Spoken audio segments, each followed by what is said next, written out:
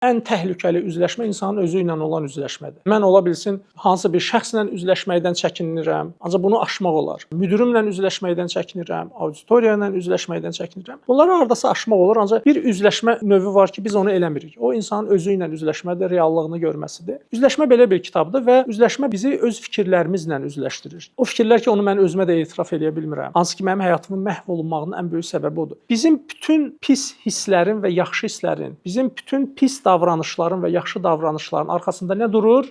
Nə durur? Ay sağ ol. Düşüncəmiz. Nədənsə qorxduğumuz var. Məsələn, kimsə nədənsə qorxur. Qorxu kimdə var? Bu problemlə bu adam hara qədər gedə biləcək? Deyim də bu necə olacaq? Bu həyatında bu problemi əgər yenməsə, heç bir zaman tutduğu vəzifədən yuxarı qalxa bilməyəcək. Cəmiyyət elədir ki, sən qabağa getmək üçün gərək kütlə qabağına çıxasan. Bəzən kimlənsə bir mübahisə eləyəsən, öz fikrini deyəsən, sənin yoxların olmalıdır. Yox deməkdən kim qorxur?